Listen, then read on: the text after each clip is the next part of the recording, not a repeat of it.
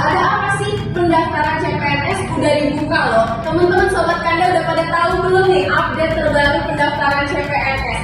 Karena banyak banget yang nanyain seputar CPNS dan mau pendaftaran nih, pastinya banyak banget pertanyaan teman-teman yang mau daftar CPNS. Makanya kita coba jawab dengan ngobrol bareng sama salah satu ASN di Pengadilan Agama Kalianda. Welcome Kak Fariski. Boleh dong Kak kenalan dulu, mungkin alumni mana, mungkin ada yang satu alma mater, dan sebutin jabatannya sekarang apa di Mahkamah Agung ini. Jadi nama saya Fariski Arif Prazada, lulusan Ilmu Hukum Universitas Lampung. Jabatan saat ini adalah analis perkara peradilan. Kemudian waktu daftar CPNS itu formasinya analis perkara peradilan dalam kurung calon hakim. Nah, itu tadi ya teman-teman. Nah, pastinya kalau kita ngomongin tentang CPNS kita banyak banget yang tanya persyaratan administrasi. Walaupun kesannya sepele, tapi kan banyak banget yang ditolak gitu ya Kak ya. Banyak banget yang nggak lolos administrasi gitu. Kira-kira apa sih Kak persyaratan administrasi yang mungkin kelihatannya sepele, tapi nggak bisa disepelein gitu? Kalau persyaratan administrasi pendaftaran CPNS itu balik lagi tergantung masing-masing instansi. Yang pertama itu biasanya ada ijazah, KTP, transkrip nilai, kemudian akta kelahiran, pas foto, dan biasanya kalau beberapa instansi itu ada juga surat pernyataan untuk penempatan di mana saja. Dan itu harus diperhatiin juga ya Kak ya, apakah itu tulis tangan atau diketik ya? Ya betul, karena itu kalau misalnya salah berkas juga bakal nggak lolos. Betul. Jadi meskipun sepele nih teman-teman, ternyata hal sesimpel itu juga nggak bisa disepelein gitu. Karena kalau enggak, jangan sampai nanti nyesel hanya karena kesalahan administratif terus nggak lolos, kan sayang waktunya ya Kak ya. Nah terus nih Kak, ngomongin tentang pendaftarannya nih, pasti banyak banget yang, apalagi terutama yang baru ya, baru mau coba daftar CPNS, banyak banget yang clueless dalam hal milih formasi dan instansi gitu Kak. Ada nggak sih Kak tipsnya, kira-kira faktor apa aja sih yang bisa jadi pertimbangan gitu buat teman-teman? Kalau untuk pertimbangan memilih formasi, yang pertama cari dulu formasi yang kita pengen, apa sih yang kita tuju, formasi apa yang kita mau. Nah kemudian kalau misalnya sudah ditentukan, biasanya harus cari yang kuotanya banyak supaya peluangnya juga lebih besar untuk masuk sebagai CPNS. Udah sih itu aja. Itu ya dari pengalaman Kakak. Jadi pastiin, pertama mungkin sesuai dulu ya Kak ya sama jurusannya ya. Sesuai dengan jurusan yang kita pilih, terus kemudian setelah itu lihat formasinya dan berapa banyak kuota yang dibutuhkan gitu ya Kak ya. Karena melihat peluang juga penting ya Kak ya. Kadang meskipun nilai kita besar, tapi kalau ternyata yang diterima itu kuotanya sedikit, juga kecil kemungkinan ya akan menerima ya Kak ya. Betul. Nanti kemungkinan besarnya sih bakal bergeser kalau nilainya lebih rendah. 1 poin aja. Iya, bakal bergeser ya teman-teman. Nah ngomongin persiapan tes ya, tadi kan pendaftaran udah, terus persyaratan administrasi udah. Ngomongin tentang persiapan tes pertama dulu deh ya Kak, SKD ya. Nah untuk tes SKD ini kira-kira persiapan Kakak kemarin berapa lama sih Kak? Dan menurut Kakak tips belajar SKD ini gimana gitu? Ada nggak tips and trik khususnya gitu? Untuk persiapan SKD waktu saya itu waktu diumumin pembukaannya itu kan biasanya jarak ke SKD-nya sekitar 2-3 bulan, sama seperti tahun ini juga. Nah itu saya langsung mulai belajar.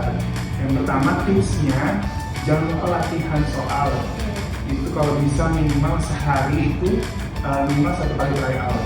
Karena itu bakal melatih kita juga untuk ngerjain soal. Kemudian time management itu penting banget karena kalau untuk SKD waktunya itu 100 menit untuk lebih kurang 95 soal. Nah, itu kan harus cepat tuh ngerjain. Jadi kita harus terbiasa dulu dengan soal ya.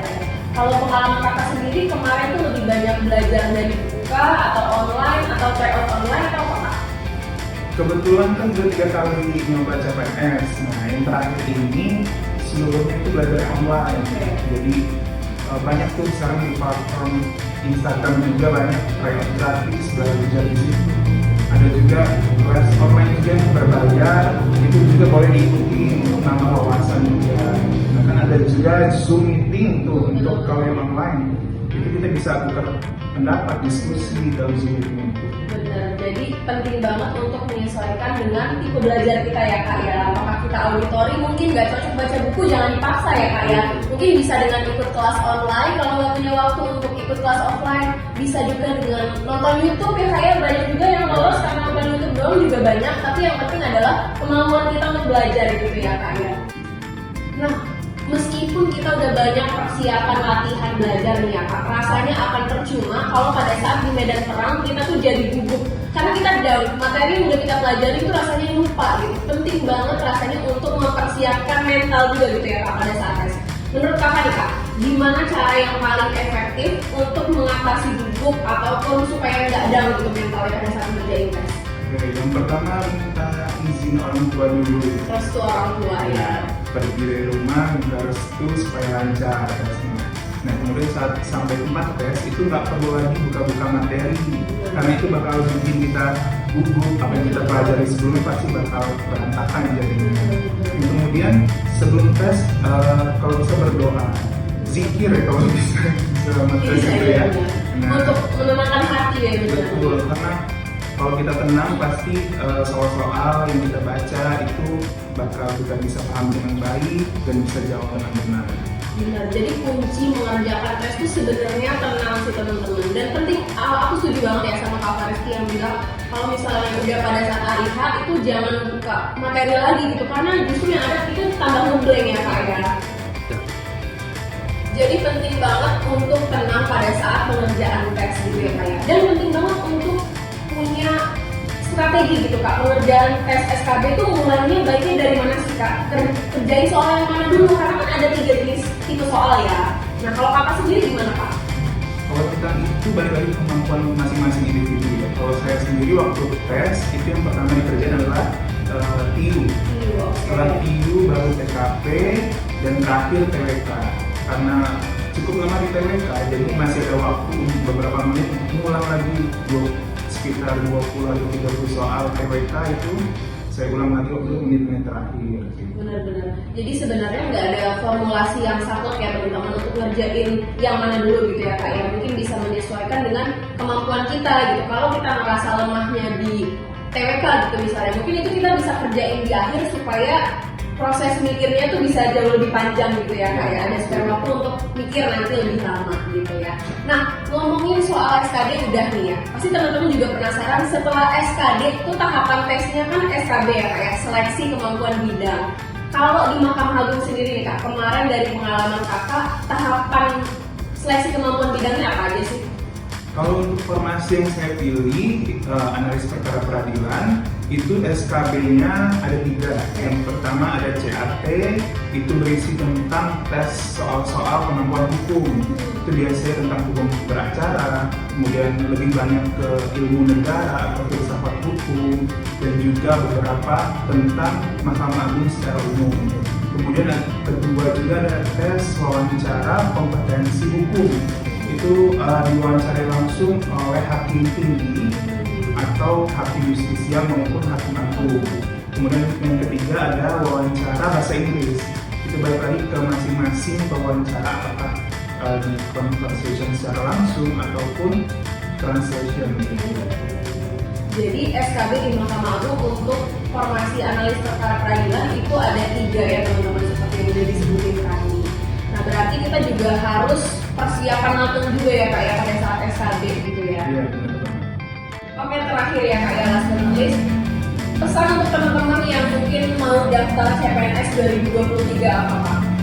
Pesannya yang pertama harus latihan terus, karena time management itu sangat penting dalam mengerjakan soal. Kemudian soal itu banyak dan beragam.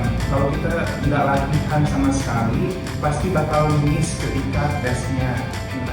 Kemudian jangan terlalu berpikir banyaknya saingan. Kenapa? Karena kalau kita mikir ribuan saingan kita dalam CPNS ini, pasti kita bakal drop juga. Itu nggak usah dipikirin, harus fokus saja.